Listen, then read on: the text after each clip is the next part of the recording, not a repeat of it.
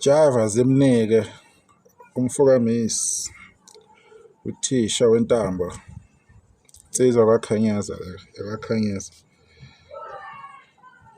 Inomlando omude le nsizwa yakwaKhanyaza. Ngiyacabanga ukuthi isibongo sakhe ngisibiza kahle. Abantu kumaskanda sebedlala enkulu indima, kodwa iy'mbali zabo babanikwa beside asebekwenzile bedlala indima enkulu kulo maskanda. UJaiva omunye abantu abaqala ukubonakala ngokwazi kwami, akusilo ulwazi lolu olupruviwe.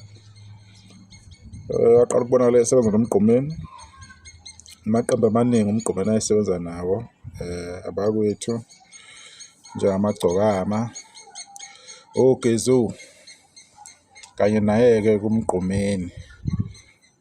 Ngoba naye uMgqumeni kwangenye i-album ayeyikhipha nje uMgqumeni.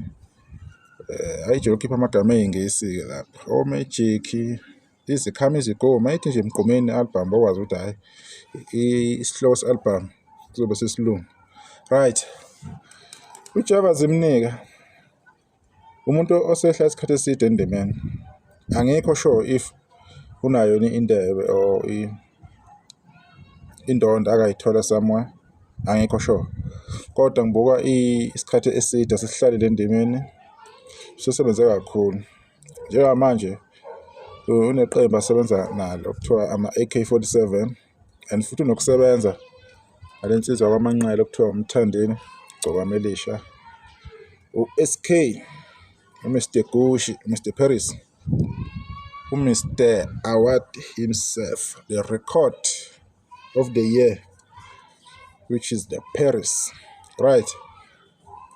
Abaculi abanjengoJaiva abanolwazi olungaka, ngiye ngibuze ukuthi kungani bengayutilizwa, bengasetshenziswa ngendlela ekahle. As much as uJaiva ephumelele ngokwe-success yakhe, esehambile indima, kodwa oJaiva abantu abathi uma bebalandela or bedlala umsebenzi wabo, kuba nale ndawo ifuna ukufaka ubhathi, because i-potential yabo abantu abafuni ukuthi bayemukele njengoba injalo. uJaiva can do so much more emculweni kamaskandi. Unolwazi oluningi uJaiva zimnike. Kunezinto ey'ningi angazenzela lo mculo kamaskandi. Kunabafana abaningi abasafika endimeni, angabakhulisa, abafundise umculo, abafundise isiginci, abafundise yonke into. uJaiva uyakwazi ukudlala isiteji, une-voice enhle uJaiva. uJaiva omunye wabantu abanama-voice a-clean when it comes to lo mculo kamaskandi. Even abantu okuthiwa bahamba phambili kumaskandi bangamakhosi akhona, I don't think banayo i-voice eclean njengakaJaiva. I-voice akwazi ukuqala ngayo ingoma ize iyophela, ingazange ibe nenkinga. Just like aboMzukulu, uMuyomenzi, banama-voice a-clean.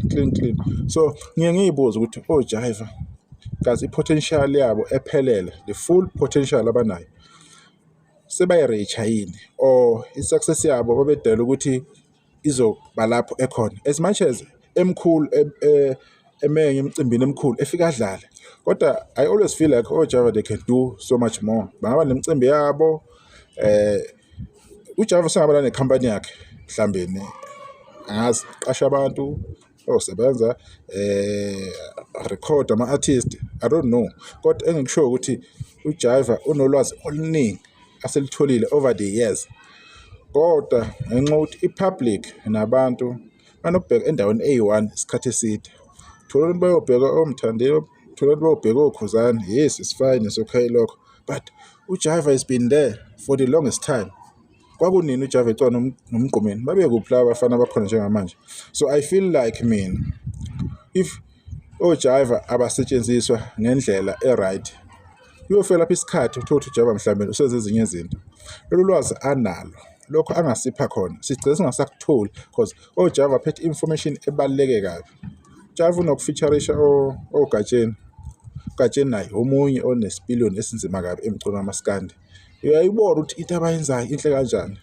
Le album yokugcina nje la ekhishwe uMthandeni SK, uproducele uMthandeni i-album yakhe. Abantu bayayi-streama, iyadlala ingoma ethi Sigade Umzila, sekuyihamba phambili kulezi ngoma ey'phumile last year sekuzophela unyaka ngama-views, ihamba phambili ku-Spotify, ihamba phambili ku-YouTube.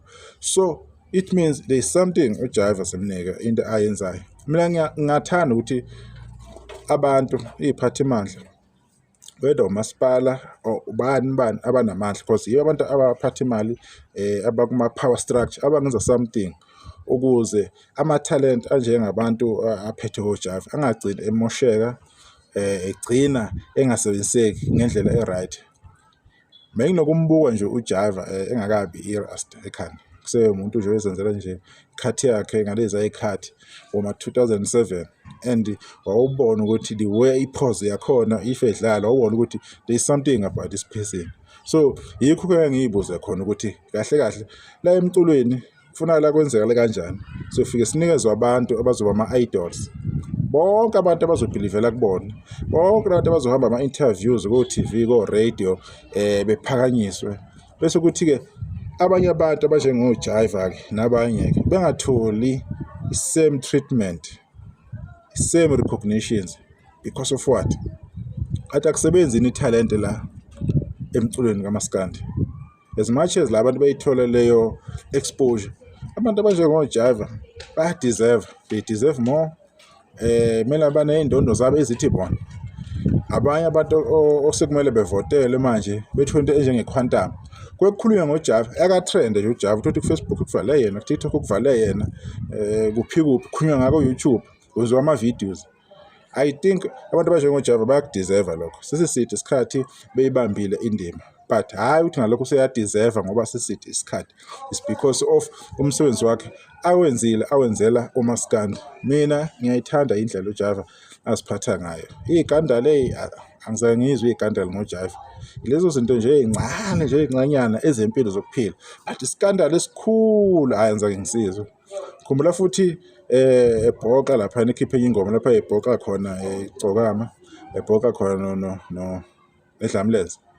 Awubona ukubhoka kwakhona kune-respect phakathi, and uJaiva noma ekaphambana nomculo thizeni uyakwazi bephinde besebenze ngelinye ilanga, kungabi nenzondo yeqiniso lesingakuyibona yenzeka kule ndima kamaskandi. So umoya wakhe ngiyawuthanda, ngiyathanda indlela aziphatha ngayo nangendlela nje akhombisa ukuthi ngathi engaba isibonelo nakwabanye abantwana abasakhulayo nabasafuna ukuba enye into kusasa. So ngiye ngithi uJaiva udeserva more than lokho esesakubona, kungaze afike kwi-peak yakhe lapha ukuthi umculo wakhe mhlawumbe uphela la uthi akakazenza ezinye izinto. Mina ngisafisa ukubona more ewinama-awadi, bamrespecta khona, enze nje izinto ey'ningi before siyesibona abanye abafana abakhuphuka cause bakhona and bayakhuphuka and bazo-replace-a kwawona amaqhawe okuthiwa akhona avalile. Nawe isikhathi sayo sizoqhela kukhuphuke labo bafana. So Jaiva Semneng uyibambe kanjalo, ngiyabonga indoda indlela oyibambe ngayo noqhuba ngayo. I hope ukuthi u-achieve more empilweni, uthole okuthize okungakwenza na ukuthi impilo yakho uyibeke le phezulu lapho deserve ibe khona. Sale kahle.